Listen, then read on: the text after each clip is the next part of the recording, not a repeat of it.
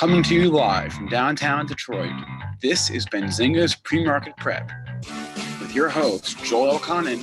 This is a volatile puppy here, isn't it? And Dennis Dick. I'm bidding a penny. I will buy the stock for a penny.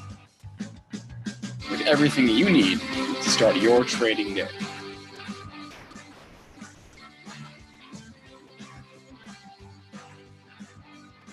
Good morning, everybody. Welcome to this Wednesday edition of Benzinga's Pre-Market Prep. Spencer Israel, as always, here with Joel Elconin and Dennis Dick on today's show. Surprising amount of earnings for this late in the year. We had Nutanix, GW Pharma, and Salesforce. Yesterday after close this morning, we have Tiffany's, Dick's, Cena, Burlington, a few others as well. So we'll get to all the biggest earnings reports from after the close yesterday and before the open. Today, we have a couple interesting ratings to discuss as well. We're going to talk about the strength in the airline stocks, and all eyes will be on Jerome Powell as he speaks at noon today. Our guest, Bill Santiago, he is an independent trader who will join the show at 8:35 to tell us what he's been doing lately in the markets and hopefully maybe, if we're lucky, do an impression of Joel and Dennis. Speaking of Joel and Dennis, or Joel, what is the word here in the overnight session? So Bill Santiago is an independent trader and a comedian. He's a comedian. He is a world famous comedian, and I am just laughing thinking about his segment coming up because he emails me about different terms and everything. Like he told me that he had his first stock takeover. There was a takeover, and I said, well, a good thing it wasn't a take under. And so he wanted clarification on that. So maybe there are a lot of terms that you guys have questions about too, but looking forward to that at 8:35. As Dennis called for yesterday and over the last couple days, got another lunch for me. Markets firmly in the green by 11 3/4 handles at 26.95 on a quarter, knocking on the 5-day high. We've already taken that out at 96.75. I don't have much resistance above that, folks. Last week's high is way up at 27.48. Don't think we're going to hit that today. Coming back on the downside for us that are not as long as we want to be, maybe if we get a dip to the mid-range on the session, 26.89 a quarter. Crude just hanging out in the 51 handle, down 6 cents at 51.50. Gold up a dime at 12.20 even. You have silver in the green by 4 cents at 14.27. And don't look now, but Bitcoin up 11% here at 4,095. Looking at the futures, Dennis, were you dipping your toe in some Bitcoin in the 3,000 handle? No toe dipping for me. Nice little bounce here after the 50% sell-off over the course of the last few weeks. It probably doesn't feel that great if you're buying it at 6,000. But in any regard here, nothing goes straight up, nothing goes straight down. There's going to be rallies here in Bitcoin. I still think trend is not your friend. Before we get started with the earnings and the ratings, Freeman 108, a frequent chatter, was asking about a little retracement example. How do you pick the retracement points? And I'll give a quick comment on that. We'll let Dennis add. It's really the time frame that you're based on. And when mostly on the show, when we talk about retracements, we talk about a larger time frame. And I'll just give an example here in Apple. And I'm sure your Apple bulls want to hear this. You made an all-time high at 233.47. This was back in October. You just had a dip to 170.26. Now, I don't know. You don't know. Dennis doesn't know for sure if that's going to be the low of the move. But I think it's low. Okay. I don't know anything for sure, but I'm thinking all these lows are in. The bull hat, if I had my bull hat, you got to buy me that, Joel, for Christmas. I need my bear hat, my bull hat. I took my bear hat off last Tuesday, a week ago, and I've had the bull hat on. It took a day or two for the overall market, but I'm fully in the bull camp here. I do say I don't chase. I don't like buying a stock up 2 points here today, but I'm a buyer of pullbacks on almost all tech stocks. And 6 points away, a lot of the bad news out in Apple. But just to finish up my example, let's assume the low of the move is in. And you've had a dip from 233.47 to 120.76. A 50% retracement would take you back up to 201.87. Call it 202. 200's a round number. Why not? Why not have that a target? And even if you're looking at it from a swing trade perspective, you're buying at 176. You're risking 6 points here if you're so inclined, but maybe your reward is getting this thing closer to 195, 200. So that it's all based on a time frame for retracements. I do mention the intraday 50% retracement for the SPOOs, just to give us a reference area when there's a lot of air in the market. Dennis, anything you would Spencer, could you pull up like a weekly or a monthly on the Apple here when I'm talking about this Apple example, just so people can see, the high to the low? Dennis, you want to add anything? I just say it's pretty much the only one I use, the 50%. So you get a move down of 50 points. When you get the counter trend move coming back up 25, you typically find sellers. And that's people, loss aversion, and there's a lot of, psychological reasons for that too, but it tends to work. It's the one I use. I know there's some people that get crazy with the fibs and they'll extend them all out, and I don't do any of that stuff. I keep it very simple with my retracements, and I use the 50%. So it's typical, like the stock goes from 230 down to 170. It typically just doesn't go right back to 230. So maybe eventually, and we're talking longer term here. We're not talking doing this today. We're talking like, over the course of the next weeks or months. If it got back to, the $200 area, which is approximately the 50% retracement, it's a nice psychological round level. You'd probably find sellers there. So the path of least resistance at that point, would probably be back towards down. So we play the 50% retracements. I do like them. It gets you in the trend still, and it gets you back in, obviously, with the trend, and you're not chasing as much. So, even in a day trading perspective, I love 50% too. So I love it in all time frames. And I think it's I think it's the main fib, and it's the only one I use.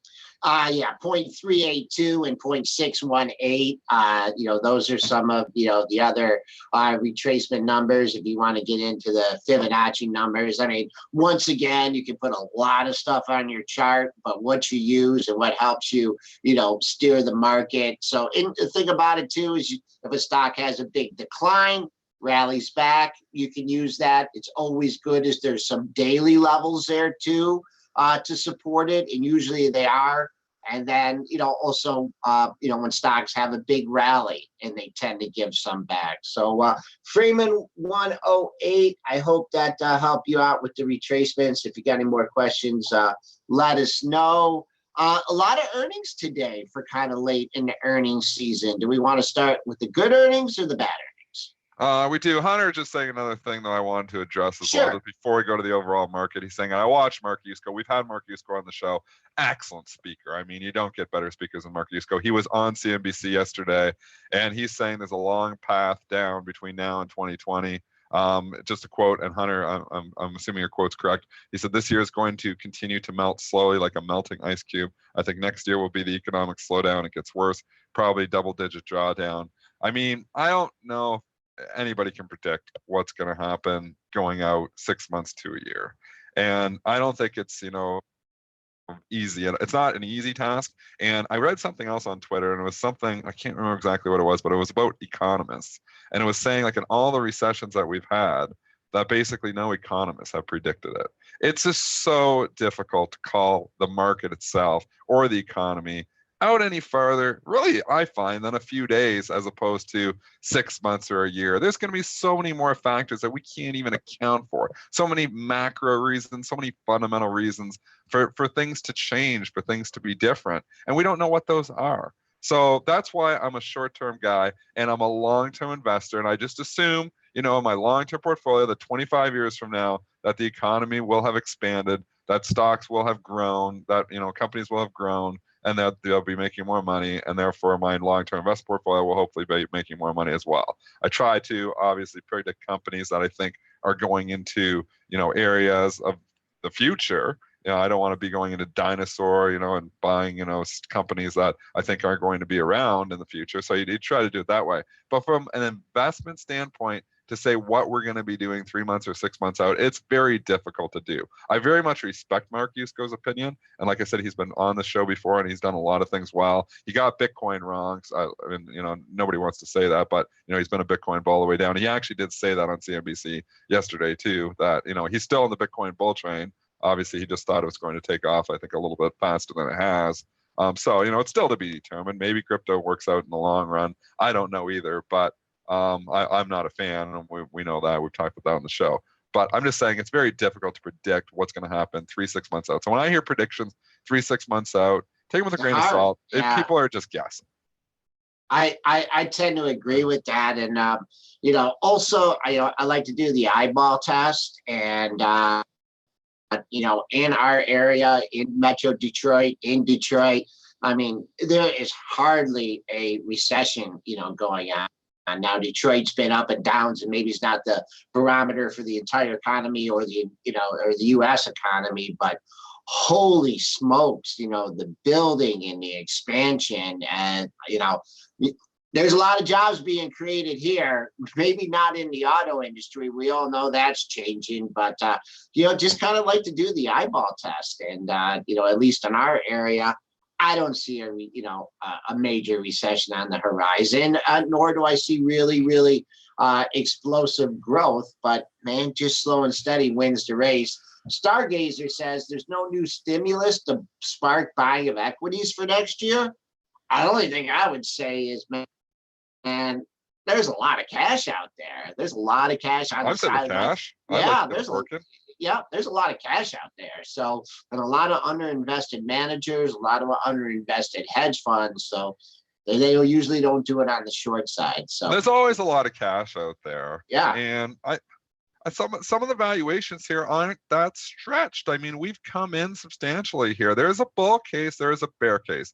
The bear case, like Yusko is giving, is that we're going to roll over, into a major recession here, maybe a global recession.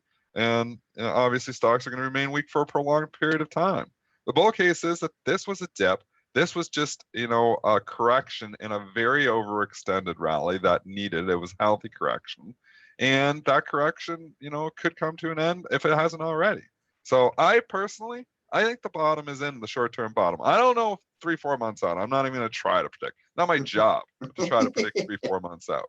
But I'll tell you, a short run here, I'm a buyer of dips. That mentality is back. We saw it yesterday. I said it yesterday on the show when we were trading down 15 handles, and I made the bet with Joel, who owes me another lunch, that I think we go positive today. And we were positive by 10 o'clock. And that's just showing you that there's buyers out there. There is buyers. Let the market tell you what's happening. Don't try to predict it. Let it show you what's happening. And and obviously I was throwing a prediction there yesterday, but it's not that even I have predicted it. I've just been reading the tea leaves. It's been showing me that for the last 3-4 days. On dips, Nvidia comes right back. On dips, AMD has been coming right back. On dips, the QQQ has been coming right back for the last 3-4 days. It turned on the same day that we said it turned, which felt like this is all textbook stuff. November 20th. It felt like the washout. I tweeted it and said it on the show 45 minutes before it happened. I said, we're trading down on Square 12% here today. We're trading down on Twilio 12% here in the pre-market. We're down 20 handles on Boeing. The market's only down 1%. I'm like, something gives. I mean, this feels like a classic washout where everybody's just saying, get me the hell out. And, arbitrage be damned. Well, that's what it was. And arbitrage weren't damned. They came in right at that open and bought the hell out of it, because they turn around and could sell S&Ps and buy all the stocks against it at the open and bank coin. And that's what they did. Arbitrage doesn't always work that much in the pre-market because, like I said, on the S&P 500, there's 300 stocks that aren't doing anything. So you can't, there's no way to really, say that those 300 stocks aren't going to pick up the slack and really tank. But you can kind of predict too. And that's why, because when you get the first, 20, 30 components, a big chunk of the index. So you can kind of predict. And then it opens up. And the arbitrage is like, boom, boom, boom, buy all those stocks that are down 10% because the market's only down 1%. And what do we have? So we had the washout where everybody just like, get me the hell out on the open. And then arbitrage brings it right back in. And you've got a 10-point rally in NVIDIA in literally 5 minutes. That was the washout. It opened near the pre-market low too. And it turned around. CRM, same story, Spinner. Great example. 113.60 open right near. All the stocks open near the low that day. And they turned right around. It's hard to do, but sometimes, you just gotta plug your nose and be a contrarian. And I find a lot of those times off the open, you find out pretty quickly if you're right or if you're wrong. I was throwing up a little bit in the pre-market that day because I was buying these stocks in the pre-market down, like Square, like down 8-9%, saying this is dumb, and selling the spies and Qs against it at down 1%. Well, by the open it was down 12%. I was like, I'm getting the beats here. I'm like, this is arbitrage isn't working. And you know what? 5 minutes after, my portfolio, my P&L for the day trading portfolio, goes right back and I'm green. It's not even green, like heavy green. So it all came right back, and obviously, I had to hold through a lot of pain in the pre-market, but the arbitrage worked. Spencer, you gonna add something there? I was gonna say, you guys mentioned Salesforce. I think as good a time as any to Let's go into the earnings, which is kind of leading us up here this morning. Salesforce, as I pull the chart up on the screen, Q3 EPS 61 cents versus a 50-cent estimate. Sales 3.39 to 3.37 billion dollars. So beats on the top and bottom line for the Q3 in Salesforce. Also raising their fiscal year guidance. EPS guidance was raised by 10 cents on the low end of the range from $2.50 to $2.60, and their Q4 guidance came in line. They also said they're on track for fiscal year 22 sales of between 21 and 23 billion dollars. So good report all around there. I wanted to buy this stock. It pulled back to like 123 on the initial numbers, and I'm sitting there, and then there was a 124.5 iceberg, and it wasn't moving. I'm like, I should buy this. I should buy this. I should buy this. And I couldn't pull the trigger because I was like, this is a pullback on a Momo stock. It's the worm has turned, where they're buying pullbacks and stuff like this. I was looking at the quarter. I was like, it doesn't look that bad to me. And when I was trading down 4 points on the initial numbers, and I could not pull the trigger. And then I got sidetracked and started trading some other stuff. I came back and the thing was 130. So anyways, and then obviously now it's 139. So mad at myself. I did not buy the 124.5. I don't know who was selling it down there, but they are dead wrong. And it's all about sentiment coming in too. I mean, Intuit had a good report too. And I'm going to use this as an example. INTU had a nice report, but it reported on the exact wrong day because it reported on the 19th, the day before we bought them. You got to report after we bought them into it. So make sure you know that next time. That's a joke. But INTU reported the day before we bought them and sentiment was still bad. It had good numbers and it's never recovered. You know why? Because they labeled it as being bad because the overall market was bad. And they are going to label a lot of these earnings reports good right now because the overall market's good, but flat out that Salesforce.com was a good report. And it was trading down, a few nervous Nellies in there, maybe saying, oh, it's not good enough. No, the worm has turned in this market. Is that the saying? The worm has turned? Am I saying that saying wrong? My wife always makes fun of me. I say sayings wrong, but anyways, or did I just make that saying? Anyways, it's turned, and sentiment now is to buy the dip. You got a little dip last night, didn't last long as that's you're right. out. Yeah, I think that's right. Yeah, isn't it? Where does that saying come from? That's right.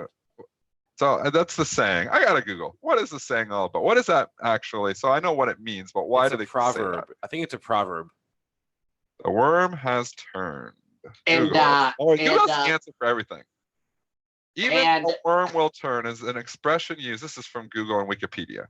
Even a worm will turn is an expression used to convey the message that even the meekest or most docile creatures will retaliate or seek revenge if pushed too far. So this market, which was docile, has sought revenge now. It was pushed too low and is on the back. So my saying the worm has turned very much applies to what this market has done in the last week. And it also applies to our logo.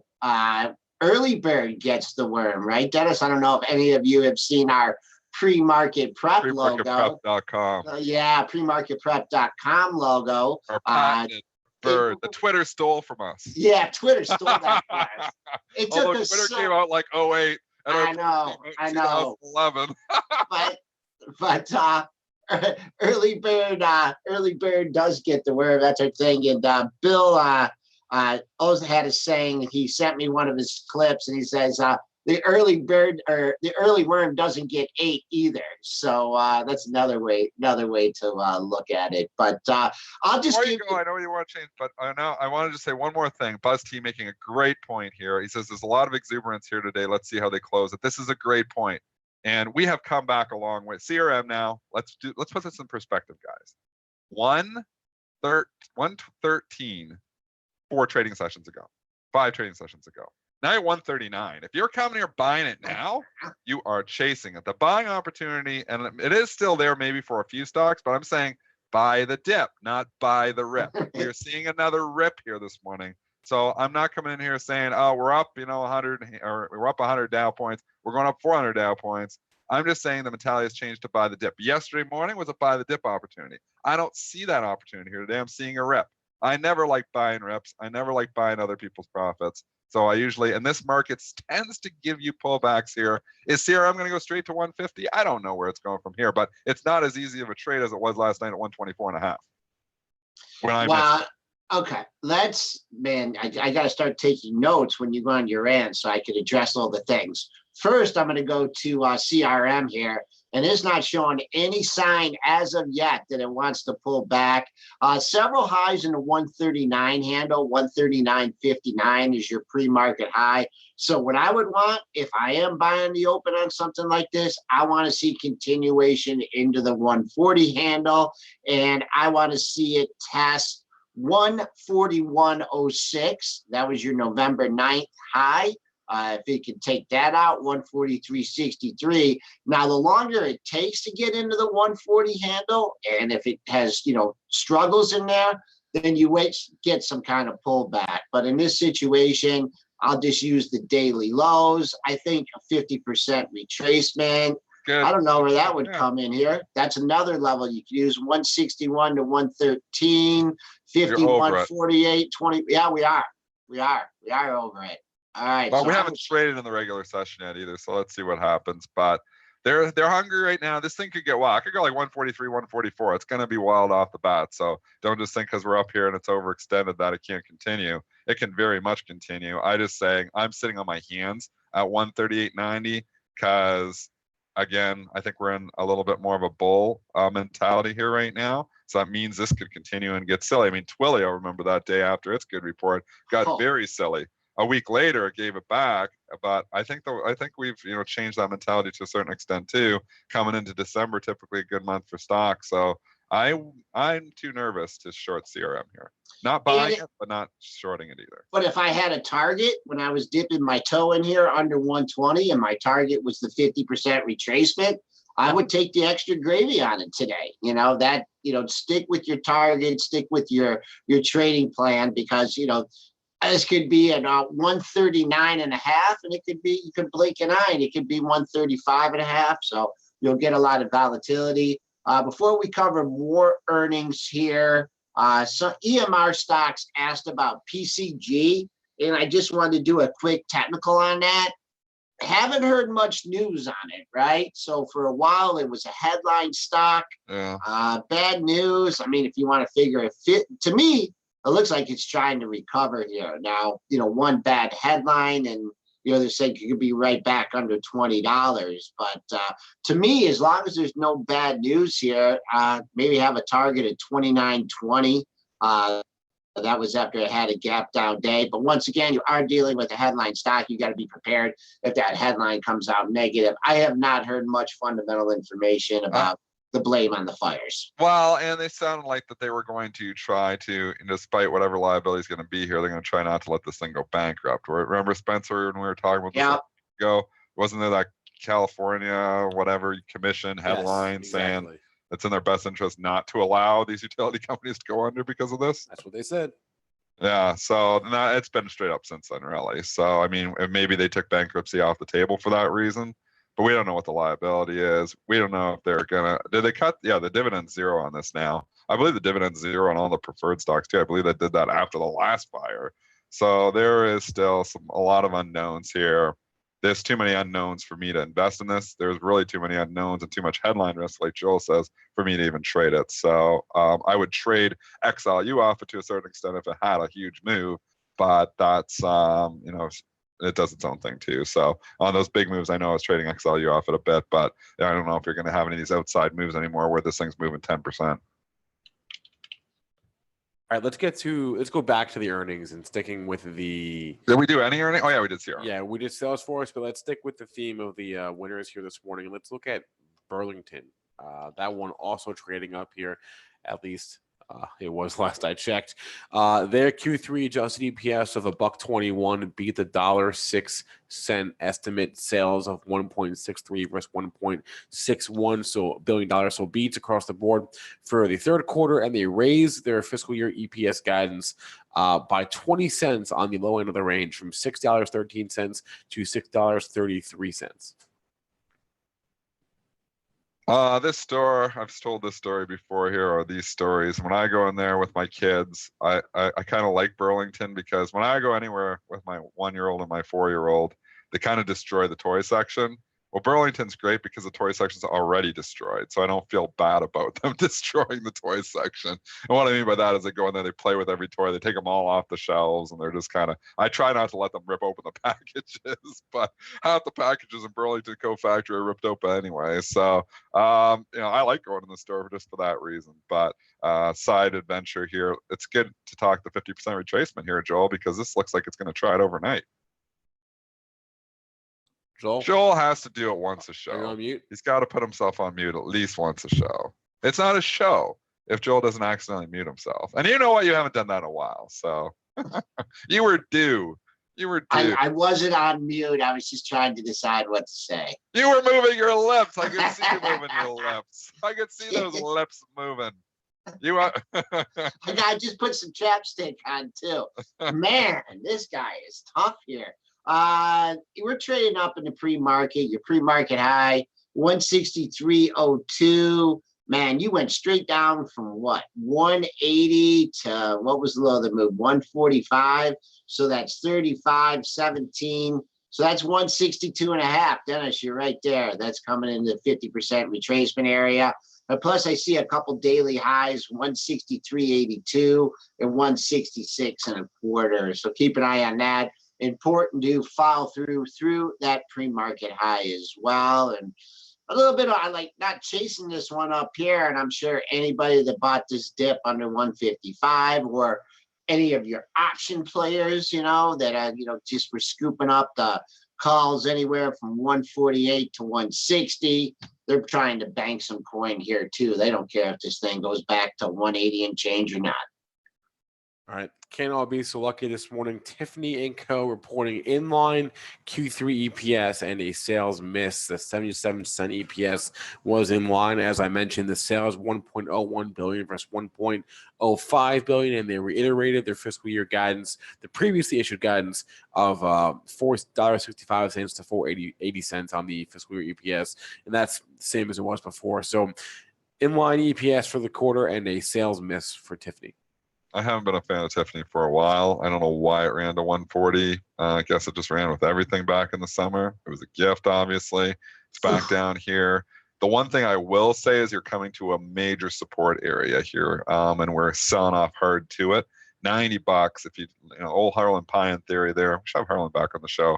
We did breach it a few times, but if you go to 2017, we bought it multiple times in the 90 area, probably 3-4 times in April. It looks like a couple times in June. I know we cut through it a couple times as well, so it's not saying you can't cut through it, but we always say price is memory. I would say you could potentially get a bounce at 90, but I'd no interest in this long term. I think there's a lot of reasons to not like Tiffany from a long-term investment standpoint. The 90 could provide some initial support. I think if you're buying it at 93, I think you're early. 91.17 is your pre-market low. Your rip off that is capped at 95.90. So there's your early parameters. And let's see, a lot of times these early ranges dictate. I wouldn't get real excited until this thing got back in the 96 handle. And then Dennis mentioned all those lows, nice round number. Below the pre-market low, 91.25, 91.17 is 90, and then you go to your monthlies on this one, and 90.46 was your low back in November. So there's and this also, it's a lot different point here to be covering a short that you took into this thing, as opposed to, trying to nibble it along today. So it's just your perspective, how you're trading it. If I was short, man, I'd be seeing if they'd hit my 92 bid, my 91 and a half bid, 91 bid, trying to bring it in as cheap as possible. Question from the chat, thoughts on Roku from Scott C. One thing I'll say, valuation has scared the hell out of me on this stock always from a long-term perspective. And I don't know. I think, I know, they had the whole Netflix trade, but it's broken. One thing I'm also seeing is that we've had a pretty substantial rally in some of the Momo names in the last week. This has not participated.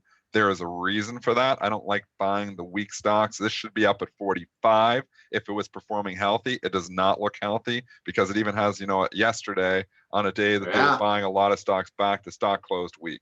So not participating is not a good thing. That being said, if I was trading from the long side, 38.51, that would be my stop. If we breach 38.50, I don't want any part of this. The stocks are making new lows. So relative strength is not good. Trend is terrible. A lot of reasons not to own this thing.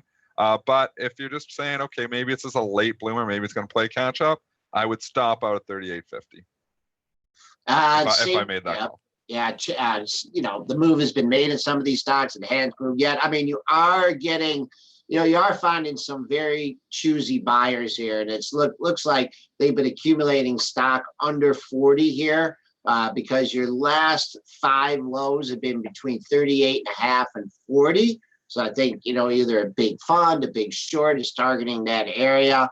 Will they chase it above 40? I don't know. But, you are forming some support here. I don't know if it's just, institutional support, a big bona fide buyer. I don't know if they're buying back their own stock, but it is showing, some bottoming. But, then again, here it showed the same kind of formation at 50, went to 60. You woke up the next day, it was at 50. So have to wait for some kind of, catalyst on the stock, but it looks like it's trying to put it in the bottom. Wild child. Boeing, Yes. Question from the chat. Looks like they're not to blame, and I didn't read the headline myself, just taking it, but there was obviously some issues there, and there looks like Indonesian authorities are saying that they're not to blame for I remember, what was it, the crash or what was it? Was it a crash? Yeah, remember the crash in Indonesia back in October? Yeah, and Lion Air. So this is coming 8:17 this morning. Lion Air says a crash Boeing jet was airworthy. So they're saying jet was not to blame for the crash. So that's helping Boeing here this morning. I think Boeing washed out. I coupled this with the Momos, even though it's not really a Momo, but it was down 20 points that morning. Everybody threw in the towel, opened up at 302, washed everyone out, got down 296, below 300, and quickly snapped back and closed very strong that day. We've kind of meandered since then, but I think the low is in. I think if I was playing this on the long side, I wouldn't want to breach 310. I know now you're chasing up to 326. It would have looked better at 318 buying it yesterday. Hindsight 2020, because you only have 8 points to lean on that stop. Now I think you still have to give it to 310. I don't like giving it 16 points, so that's why I'm not chasing it. Coming interesting area. You have a high at 327.50 in the pre-market trading. Currently trading at just under 327, and your rebound high after that day it made the low at 296.61 was 326.89. So that holds that resistance. We get some work to do. Your next daily high doesn't come to 336, but you just got to be aware that so far 326.89 has capped the rebound off that low. So really no other comments on Boeing besides that. Let's do one more earnings before we grab our guest, and let's hit on DKS because we hadn't gotten there yet. So they reported this morning here as well. Dick's Sporting Goods Q3 EPS 30 cents versus a 26-cent estimate. Sales 1.85 versus 1.88 billion dollars. So beat on the EPS, miss on the sales, but they're raising their guidance for the fiscal year. The EPS guidance was raised from on the low end from $3.02 to $3.15. That is higher than estimates, and a guidance raise is usually good for the stock. Coin flip here for me. This stock typically is pretty volatile on earnings, so it's only up $1 here. It could go up to 39.5 easily it could also just give it back and turn around. So I'm not trading this one. I know it's wild. I didn't dig into the fundamentals of the report. I would just say, if you think, oh, it's a pretty big move for Dix, it's not. I've seen Dix have 4 or 5 point moves on earnings before, and I'm surprised, actually. I don't know what the expected move was, but I would bet that's below the expected move. Major resistance up when if you get near 40, though. I got a spike off the report both ways. It went 34 even and 38.70. Oh, so we've had a little bit of an outside range. Yeah, but I see that spike high here up at 39.75. But before that, you had a high at 38.33. So, I mean, let's see. It really needs to get above 38, get through that $40 level. But just when you have a spike high like that, hits 39.08, pulls back, closed under 38.71. It just seems like there's sellers lurking here between 38 and 39. Straddle buyers getting hit. Spinner saying the expected move is $3.79, so not even close to that. All righty, it is 8:36. We're going to take a break right now and grab today's guest, Bill Santiago. He is a trader and a comedian, and we'll be right back in a moment with Bill.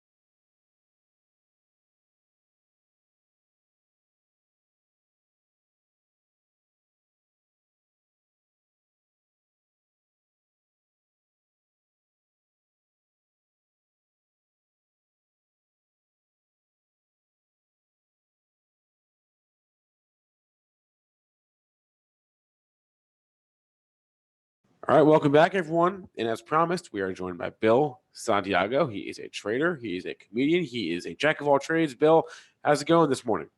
I'm good. How you guys doing? I'm always glad to do the show. Whenever you guys run out of gas, you got no other options. Yeah, we Spencer's like, oh man, can you email Bill? Barrel guest. The janitor can't make it on today, so we're gonna have Bill. Bill, first, we came across you. You liked Dennis and I going back and forth, and that's how we contacted you. But just tell us like how you take the show in. You're a busy guy. You're a worldwide traveler doing comedian shows all over. Like nationwide, not worldwide. Okay. I know. I don't know Paris. When and how do you listen to the show? I normally listen to the show on the M10, which is the bus that runs here in Harlem along Frederick Douglass Boulevard from 151st Street to 123rd Street. I do that every day to pick up my girls at school. And on the bus, I do everything related to the stock market. I listen to you guys. I trade on Ameritrade, on Robinhood, on Stash. I'm doing it all from 151st Street to 123rd Street. That's my only window of opportunity. So is the show live then, or are you catching No, up it's on? not iTunes. I binge on you guys. I have a problem. I'm obsessed with you. I listen to them over and over and over. It just seeps in all of those lessons. Okay, so you want to talk about trading, things like that. You want to talk about trading terms, and I'm part of the reason that I'm not really very good with money because I'm not good with numbers, but words. I'm all about the words, and that's really where my obsession is with the market. And lately, I'm noticing how much of it is it's all like animal terminology. Remember when Ray Dalio came out and said Trump has unleashed the animal spirits, but it always seems to be animal spirits with the traders and investors. Everybody's bullish or they're bearish or they're scared of a black swan event or a canary in the coal mine, but they can't resist the price action on that unicorn that might. It's so much animal talk. Like I can't tell if I'm watching CNBC or some sort of National Geographic program half the time. But I mean, it's some fantastic talk. It's like if your parabolic unicorn gets hit by a black swan, remember, even the total dog stock can give you a dead cat bounce because it's always a whale ready to go bottom fishing. On the other hand, a canary in the coal mine could be a fly in the ointment that lets the bears tear the bulls to pieces. So you got to hedge with an iron condor. I mean, I can't get enough of it. But the most basic part of it, the bullish and the bearishness, like I kind of don't understand. I don't know if you guys know where those terms originate, and I've looked into it, and it's sketchy. But I don't get why it's always bulls versus the bears, because I think they picked the wrong animal to put a statue of down on Wall Street. Like, why is that? I think it's, and it just obviously, and I never researched myself. I'm just assuming it's because the bull charges ahead and the bear hibernates. So when the market goes, and the bear. Yeah, when the market goes down or starts to not go up, and it just sits back, and that's the bear hibernating for its own good. To me, the bull is much more bullish than the bear. Like a bull to me is just a male cow. I'm not scared of cows, but a mama bear will rip your head off. Right? You don't want to mess with it. Don't be short, or that bear is going to rip your head off. Bears are worse. Bears have fangs. Bulls have horns. A bear is tougher. You're saying the bear is stronger. A bear is worse. It's more ferocious. A bull will gore you, but he isn't going to eat you. A bear isn't done till you're digested. Bears are way more dangerous. No one ever goes to Pamplona to run with the bears. I think it makes sense, though. That makes sense. Bear markets are scarier than bull markets because people are afraid. They're way worse. Like, you never heard of a matador would never get in the ring with a bear. Could you imagine that one? There's no such thing as a bear ring. It's way worse. But even then, like, I don't get, like, why how long have they been using bulls and bears? I think you should switch it up every once in a while. It would be a lot more fun. Like, bulls and bears is kind of limited. Confusing too. Well, hey, why not beavers and kangaroos? Are you feeling Jewish? The roos have control. Roos are kicking up the market today, but how long can it last before the beavers finish their dam? I guess that's much. Before the beavers, this is gonna be for the Canadian markets. The beavers. How is Canada going?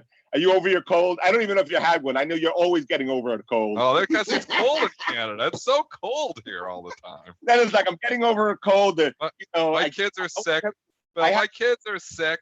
I tell you, they're sick more than they're healthy for sure. Like, and and then they bring the cold home from school, and then I get it immediately. I'm always have a cold. I'm like, I'm home half the time, trading from home. So I don't get exposed to this many things. So my kid comes home, I get a little exposure to anything, and of course I'm gonna get it because I don't get exposed to anything half the time. I don't leave the home. But it's hilarious because Joel never gets sick. How is it? You can go, I went whitewater rafting. I fell off the boat. But luckily I'm a great swimmer. I swam to the end of the Colorado.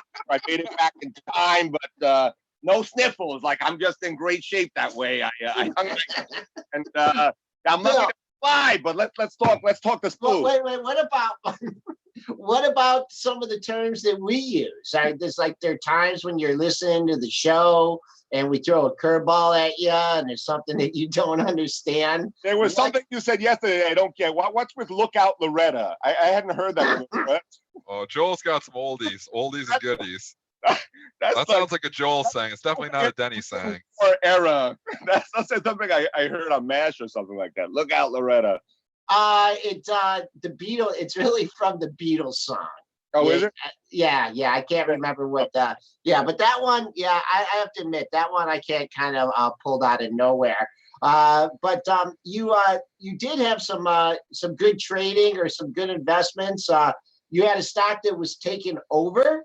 Yeah. What are they calling it? A buyout? I had a buyout on a biotech. Nice. So Yeah. a good thing.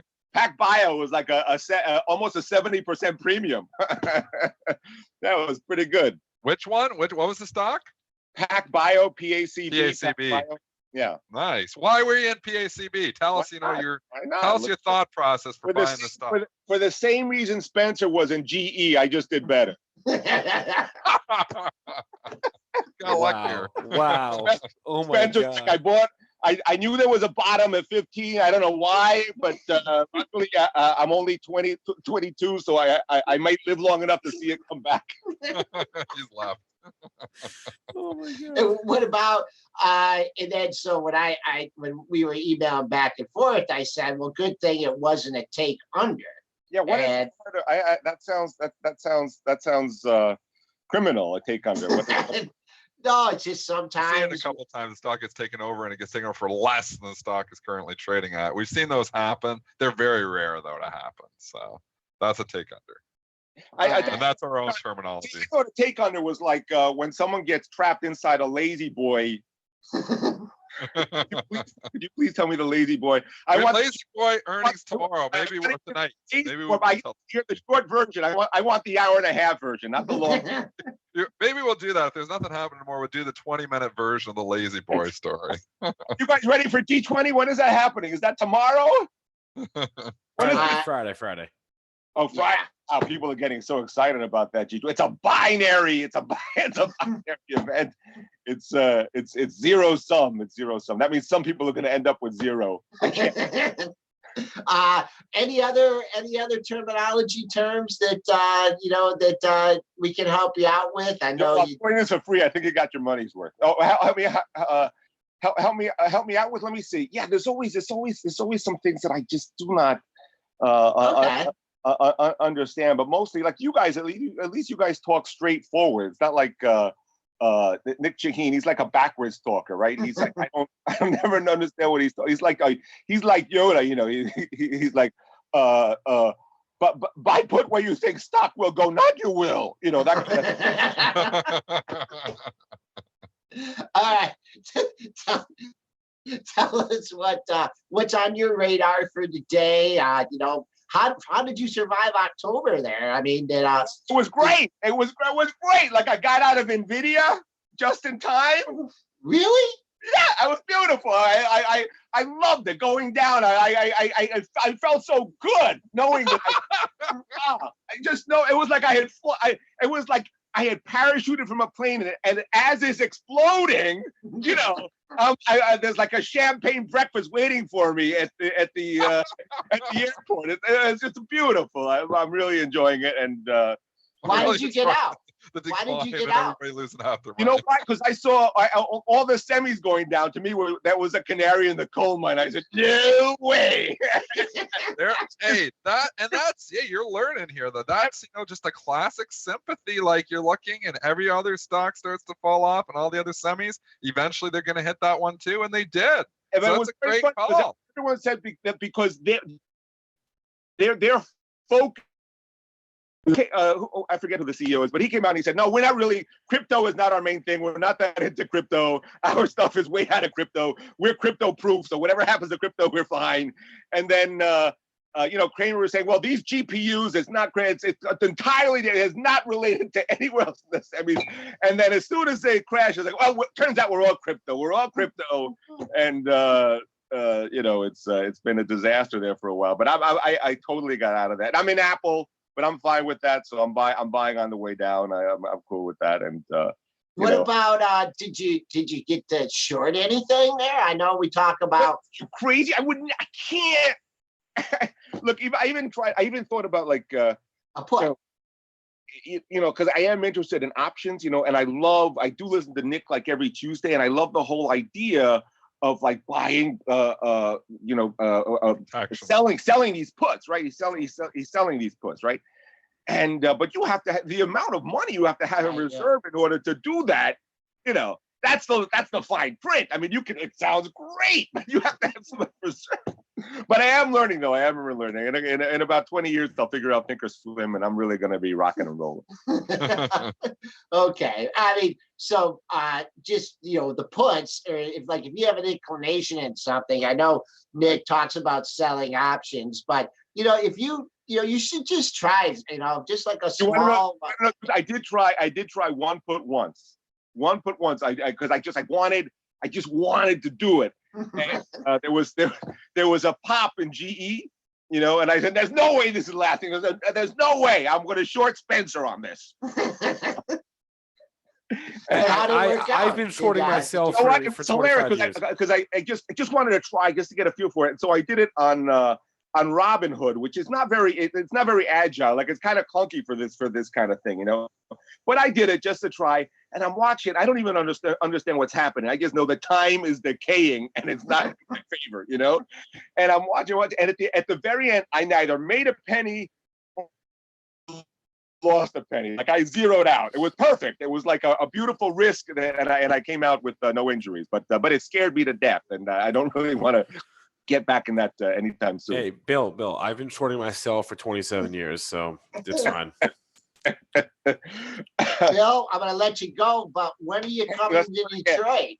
I can guarantee you at least Dennis and me and Spencer will come and see you at I've been at the Comedy Castle. When are you coming to Detroit? I will not do a show for less than 3 people, so that's perfect. We got 3 people, 3 guaranteed seats. All right, let's do it. All right, Bill Santiago. Spencer introduced you as a trader. And no, I don't. Well, that makes me doubt the credits of the rest of your guests. I was trying to keep it relevant to the show. Trying to keep it relevant to the show. All those hedge fund managers you have on, they probably are janitors. Now that I see the way the inside credit inflation works with Spencer.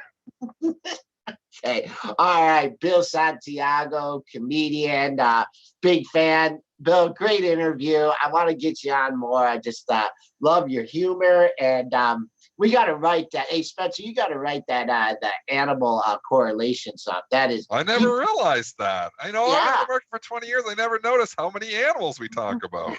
That's a great observation, Bill. That's a great observation. It's like a zoo over there. It's good talking with you. Every time I talk about an animal now, I'll be thinking about this interview. I'll be like, man, there's another animal. Even this morning, I was talking about the worm turning. I had to Google what the hell that meant. I got to write that one down for next time. The worm has turned. I use that one too. All right. All right. Thanks a lot, Bill. Animal people. You guys. Bill, we love you, man. Talk to you soon. See you, Bill. Right, thank you so much. All right, 8:53. Got a chart of the SPY up. Oh man, I need a breather after that one. A lot of animals. We talk about too many animals. Yeah. I'm all conscious of it now. Like, I'm going to be scared even coming and, all of a sudden, like I mentioned Caterpillar, the stock trading up. I was like, I'm talking about another animal. It's a caterpillar. You know what? We better watch out. We're going to have PETA coming down on us for using too many animals. Make fun of these animals. I always say nice things about the animals. So the worm has turned. That's okay. Okay. All right, Spencer, you want to rein us in here a little bit? Sure. Someone asked me, where was it? Someone asked me in the chat if I could bring up a daily chart of the SPX to look at the W pattern. I don't know if I can get the actual index itself on TradingStation. Spider is good too. I have the it's the same thing. I have the SPY up. It's the same thing. So that's the same. It's gonna look the same. Yeah. It's we talked about V bottoms, and now we talk. You can talk about a W bottom, which is something we also where we were talking about when the market got back down there. It's kind of it's a W. It's kind of a crooked W, but just using that chart and just kind of like a general reference of, my buddies that, ask me about the market, they're hearing about a bear market now and this, that. And to me, that October low is the line in the sand. And, we are now nearly 100 handles above that. So bear market, bull market, Mark Yusko, whatever. We hold those October lows, path of least resistance up. We take that out, one straight comment from Jerome Powell, but right now support is support, and we are holding it. This market is starting a little bit here. I'm seeing some selling balances out there. Definitely in some of the defensive names, noticing AT&T 198,000 to sell here this morning. It's still trading in the green, but I don't know if that's going to last. That selling balance. GE, our eternal selling balance in that. G is always red. Market goes up, G is red. Market goes down, G is red. Sorry, Spencer. 583,000 to sell in General Electric, so it's getting the beats here as well. Buying balances, a lot of your little tech names, Square, Alibaba, both buying balances, 57,000 shares to buy. Alibaba, 30,000 to buy. I know I had a question before, and we're just saying, why don't we give more, imbalances on the tech stocks? A lot of those are NASDAQ stocks, and those imbalances don't come out till 9/28. So New York imbalances post on New York stocks, post at 8:30. NASDAQ imbalances do not post until 9:28, 2 minutes before the open. So just don't have that information to give you at this time. That's why, we always go to Square. We go to the New York listed tech stocks to try to find, what's happening in balance world. CRM is another one. CRM is obviously going to be a big buy and balance because of the big earnings. Already 126,000 to buy in CRM. Jar Jar, a little late to the show, asked about Tiffany, and that's getting the beats. I mean, just a buck off the pre-market low, so it still looks like it has to do more work on the downside. I think it's going to 90 today. Yeah. I wish I would have. It was 93.5. We talked about it earlier, and I'm kicking myself for not shorting it because a lot of times it's it's scary to short it down, stock down $10, but it looks like 90 is going to be a magnet now. It was such a level. I think it's going to 90. I said it. This just 20 minutes ago. So if you're buying 93.5, I think you're early. I think we're going to see 90 today, just because it's such a big level. I don't know what it does at that point, if it bounces or not, but 92.34. I think there's still $2.34 here to fall today. Just my opinion. When you get a stock, falling out of bed like that, there's stops in the book, and these stop. Yeah. I'm sorry. No, there's going to be stops that are going to be hit, and basically those stops are going to be market orders, and the designated market maker is going to take it down to a level where you can find some buyers. So you could have the crescendo of stops, affecting that stock for the continuation move lower. All right, and then one thing we wanted to hit on that we didn't get to yet was just the strength in the airliners yesterday. I know Dennis had played that, but do you want to kind of talk through your trading yesterday in the airlines? Yeah, classic sympathy trading. So SAVE, we talked about it. Pre-market was up substantially. It was trading like 57. It got all the way to 62. Crazy move. Wow. And I was saying I'd be booking the profits if I was in that thing, because that's just a ridiculously overextended move. It's already off those highs. But I was like, okay, well, classic sympathy. I'll try to buy some of these airlines. So I put buy orders in all of them. And I got on the opening print, I got LUV. I'm just trying to look, and you can see I bought LUV right around I don't know where it opened, 52. It opened up about 20, 30 cents. I got AAL on the opening print, and I got the other ones opened up too much. Delta opened up over 70 cents or something. So I didn't get that one. I also got ALK was the other one, Alaska Air. All three of those stocks were huge winners for me. If you look at LUV in the first 5 minutes, so it opened around 52.80 or something, or 52.65, I guess it opened, and it was 53.65 literally 10 minutes later. So it was a point there. American Airlines, same story, opened up about 20 cents and then ran up another 50 cents very, very quickly. And then these were just day trades. And then ALK was the same thing. Did you go fair value, Dennis? No, you got to go above fair value on that. So when you've got news in a sector, throw fair value out the window. You don't even use it. Fair value is for something for using. And fair value is a terminology that's done Bright for Bright Trading. Basically, he didn't coin that, but and I'm not talking fair value of the S&Ps. Just talking. Well, I kind of am. We're just talking. He would always say, fair value of this stock relative to what the market is doing. So if your beta is 1 on a stock, S&Ps are trading up 0.5%. It's not a counter stock like a food stock. It's a regular stock. That stock will typically trade up 0.5%. If it opens too low, you're a buyer. If it opens too high, you're a seller. And like selling it short. I throw fair value out when there's news, and Don Bright always did that too. And he would take out all his news stocks from his, algorithms there. And Don was using algorithms 20 years ago. He would take those out and just trade the stocks that didn't have any news. So this is a news play. This is a sympathy play, it's called, where because you've got one stock in the sector up that much, it could potentially bring up other stocks in the sector as well. And it worked to a charm yesterday in the airlines. And let's see, someone's asking if you would try that in oil today, in some of the oil stocks. But man, oil's not down much though, and it's been chopping around. But yeah, I do. I mean, oil.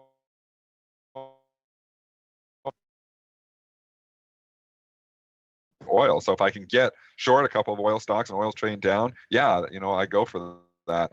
Last night I was playing sympathy with CRM movement. You've got the Splunkster SPLK, that typically will move with CRM. You've got ServiceNow NOW, that will move with CRM.